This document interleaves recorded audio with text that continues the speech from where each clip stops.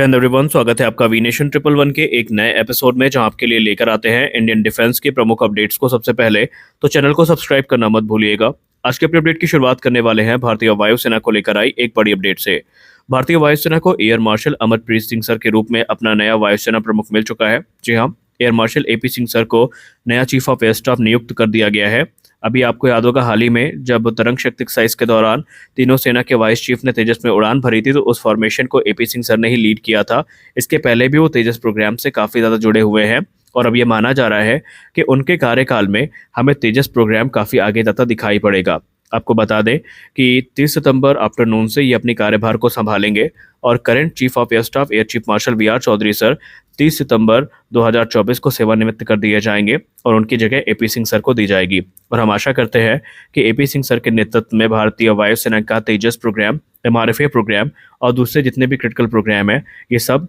नए आयाम को प्राप्त होते दिखाई पड़ेंगे। हमारी अगली बड़ी अपडेट INS विक्रांत को लेकर आ रही है। हम सबको काफ़ी लंबे समय से INS विक्रांत के वेस्टर्न फ्लीट को ज्वाइन करने का इंतजार था और इसी बीच एक नई रिपोर्ट सामने आई है, जहां पर बताया जा रहा है कि भारत का पहला स्वदेशी विमान वाहक पोत INS विक्रांत, जो इंडियन नेवी की वेस्टर्न फ्लीट है, इसको ज्वाइन कर लिया गया है। इस दौरान INS विक्रांत को INS विक्रमादित्य के द्वारा रिसीव किया गया है और अब ये अलग अलग एक्सरसाइजेस जो कि अरब सागर में आयोजित की जानी है, वहां पर कैरियर बैटल ग्रुप का हिस्सा होगा। और स्वदेशी विमान वाहक पोत के साथ ही भारतीय नौसेना के पास 2 एक्टिव एयरक्राफ्ट कैरियर आ चुके हैं और भारतीय नौसेना काफ़ी लंबे समय से यही चाहती थी कि उनके पास कम से कम 2 कैरियर बैटल ग्रुप्स हो, जिससे कि भारतीय नौसेना समुद्री क्षेत्र में निगरानी काफ़ी अच्छे से कर सके। अब इसमें एक तो राहत की खबर यह है कि हमारे पास 2 एक्टिव एयरक्राफ्ट कैरियर है, लेकिन दिक्कत यह है कि अभी भी समस्याएं बनी हुई हैं एयरक्राफ्ट को लेकर के। हमारे पास टोटल इस समय 40 की संख्या में ऑपरेशनल जो MiG-29K और KUB फाइटर्स हैं, ये उपलब्ध हैं। यानी कि अगर हम देखें तो दोनों एयरक्राफ्ट के लिए 20-20 फाइटर जेट्स हैं, लेकिन अवेलेबिलिटी रेट देखा जाए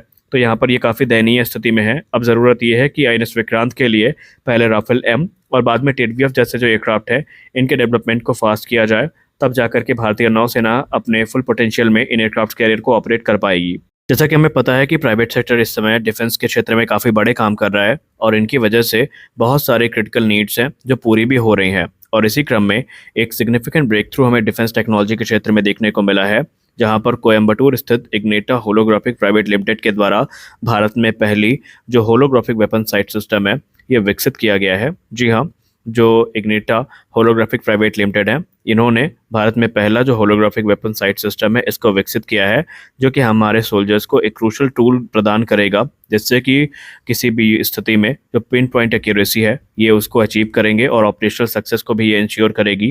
ये जो होलोग्राफिक साइट है, इसे इग्निटा होलोग्राफिक के द्वारा विकसित किया गया है और ये अलग अलग राइफल मॉडल में कंपैटिबल है, जैसे कि इसे 6 और राइफल में भी इंटीग्रेट किया जा सकता है, तो वहीं इसको जो AK-47 है, इस पर भी माउंट किया जा सकता है। इसकी जो वर्सटाइल डिज़ाइन है, ये इस चीज़ को इंश्योर करती है कि अलग अलग जो वेपन प्लेटफॉर्म है, उसमें इसको यूज़ किया जा सके और इससे हमारी जो आर्म फोर्सेस है, इनकी जो मिशन इफेक्टिवनेस है, वो काफ़ी ज़्यादा बढ़ जाएगी। हमारी अगली बड़ी अपडेट LCA नेवी को लेकर आ रही है। आप सबको पता है कि 2023 में एक रिपोर्ट काफ़ी ज़्यादा सर्कुलेट की गई थी और भारत का जाना पहचाना प्रतिष्ठित न्यूज़ संस्थान, जिसको हम लाइफेस्ट डिफेंस के नाम से जानते हैं, उन्होंने अप्रैल 2023 में एक रिपोर्ट पब्लिश करी थी, जहां पर उन्होंने कहा था कि भारतीय नौसेना स्मॉल नंबर्स में जो LCA नेवी है, इनको ऑपरेट कर सकती है, जिनमें इनका इस्तेमाल ट्रेनिंग पर्पज़ के लिए किया जाएगा। अभी LCA नेवी जो है वो TEDBF प्रोग्राम के लिए एज ए टेक्नोलॉजी डेमोन्स्ट्रेटर काम कर रहा है, लेकिन रिपोर्ट में कहा गया था कि तकरीबन 12 से 15 की संख्या में जो एयरक्राफ्ट हैं,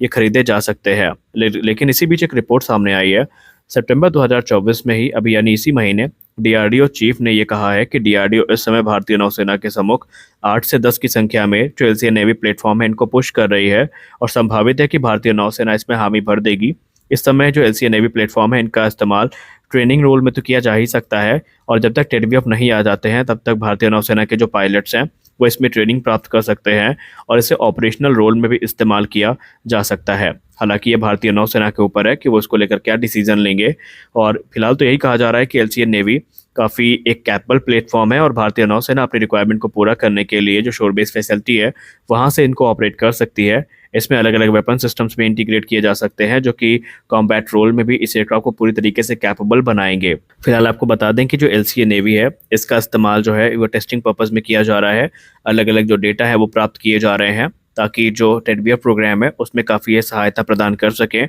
और ये जो एयरक्राफ्ट हैं ये ऑलरेडी आईएनएस विक्रांत में और आईएनएस विक्रमादित्य में लैंड कर चुके हैं, वहाँ से टेक ऑफ कर चुके हैं। हाँ, ये बात अलग है कि कैरियर से अपने ये फुल पोटेंशियल पे वेपन पेलोड को कैरी नहीं कर सकते, लेकिन एक्सपर्ट्स ये मानते हैं कि ट्रेनिंग रोल के अलावा इनका इस्तेमाल जो शोर बेस्ड हमारी फैसिलिटी होती है वहाँ से किया जा सकता है, जहाँ पर ये एंटी शिप मिशन भी एग्जीक्यूट कर सकते हैं और दूसरे इंपॉर्टेंट मिशन भी यहाँ से एग्जीक्यूट किए जा सकते हैं। तो अब देखते हैं भारतीय नौसेना का डिसीजन क्या होता है। और अगली बड़ी अपडेट भारतीय वायुसेना के एमआरएफए प्रोग्राम को लेकर आ रही है। एक तरफ जहां एमआरएफए प्रोग्राम में अभी कोई हरकत देखने को नहीं मिल रही है, तो वहीं भारत के सीनियर डिफेंस एनालिस्ट जो हैं वो अब ये समर्थन करते नजर आए हैं कि भारत सरकार को और भारतीय वायुसेना को अब एमआरएफए में खर्च करने की ज़रूरत नहीं है, बल्कि उसी पैसे को हम अपने इंडिजिनस प्रोग्राम में अगर खर्च करेंगे तो वो हमारे लिए ज़्यादा सही होगा। इसके पीछे वो ये तर्क देते नजर आए हैं कि एमआरएफए प्रोग्राम में जिन एयरक्राफ्ट की मैन्युफैक्चरिंग हम भारत में करेंगे उससे हमारी प्राइवेट इंडस्ट्रीज़ को उतना फ़ायदा नहीं होगा, हमारी जो डिफेंस सेक्टर है इसको फ़ायदा नहीं होगा, हमें कोई नई चीज़ सीखने को नहीं मिलेगी। लेकिन अगर हम इन्हीं पैसे को अपने इंडिजिनस प्रोग्राम में इन्वेस्ट करेंगे तो हम काफ़ी कुछ बड़ा कर सकते हैं, हमारा जो लोकल इकोसिस्टम है ये बड़ा हो सकता है। खैर, आपको बता दें कि अभी ये सिर्फ उनके विचार हैं। अगर हम एमआरएफए की बात करें तो सिर्फ लेटेस्ट रिपोर्ट के तौर पर हमें इतना ही पता है कि जो एक्सेप्टेंस ऑफ नेसेसिटी है वो कभी भी प्राप्त हो सकती है और अगले वर्ष तक रिक्वेस्ट फॉर प्रपोजल को फ्लोट करने का प्लान किया जा रहा है। और अगर सब कुछ सही रहा और भारत के रक्षा मंत्रालय की तरफ से मंजूरी मिल भी जाती है तब भी 2026 के अंत से पहले ये डील फाइनलाइज होगी बहुत मुश्किल लगता है, क्योंकि अगर एक्सेप्टेंस ऑफ नेसेसिटी मिलती है तो रिक्वेस्ट फॉर प्रपोजल दिया जाएगा, उसमें भी तकरीबन 6 महीने से 1 साल का समय लग जाएगा और उसके बाद जो नेगोशिएशन है वो शुरू होंगे, तब जा कर के ये डील फाइनलाइज होगी। और एक उम्मीद के हिसाब से अभी तक हम ये मान के चल रहे थे कि पहला एयरक्राफ्ट हमें 2028 तक मिलेगा, अब उम्मीद 2035 से पहले की नहीं है या 2030 से 35 के पहले ये एयरक्राफ्ट मिलेगा। इसमें भी काफ़ी बड़ा यहाँ पर संदेह उत्पन्न हो चुका है। हमारी अगली बड़ी अपडेट आ रही है हमारे एफआरसीवी यानी future ready combat vehicle programme को लेकर। आप सबको पता है कि भारत के रक्षा मंत्रालय के द्वारा हाल ही में जो एक्सेप्टेंस ऑफ नेसेसिटी है ये प्रदान की गई है एफआरसीवी प्रोग्राम को लेकर के। इस समय आपके स्क्रीन पे जो टैंक है ये जोरावर लाइट टैंक है, जिसको हम रिप्रेजेंटेशन के तौर पर इस्तेमाल कर रहे हैं। जिस प्रकार जोरावर लाइट टैंक का डेवलपमेंट रिकॉर्ड समय पे किया गया है, अब कुछ ऐसे ही अप्रोच हमें एफआरसीवी प्रोग्राम में देखने को मिलेगी। एफआरसीवी को लेकर ये कहा जा रहा है कि रशियन सप्लाइड T-72 को रिप्लेस करेगा और ये टैंक तकरीबन 2030 तक ऑपरेशनल किए जाने का टारगेट यहाँ पर रखा गया है। रिपोर्ट्स में कहा जा रहा है कि जो एफआरसीवी प्रोग्राम है इसमें हमें एक यूनिक प्रोक्योरमेंट मॉडल देखने को मिलेगा, जिसको हम डेवलपमेंट कम प्रोडक्शन पार्टनर मॉडल यानी DCPP मॉडल के तौर पर जानेंगे। इस मॉडल के अंतर्गत जो मेक वन इनिशिएटिव है डिफेंस एक्विजिशन प्रोसीजर का, उसको यहाँ पर यूज़ किया जाएगा, जहाँ पर गवर्नमेंट जो डिज़ाइन और डेवलपमेंट फंड है प्रोजेक्ट है सॉरी डिज़ाइन और डेवलपमेंट फेज़ है उसमें 90% तक की फंडिंग करेगी। और उसके बाद जो मिनिस्ट्री ऑफ डिफेंस है ये 2 एंटिटीज़ को सेलेक्ट करेगी, पार्टनर करेगी, जिसमें एक पब्लिक सेक्टर की होगी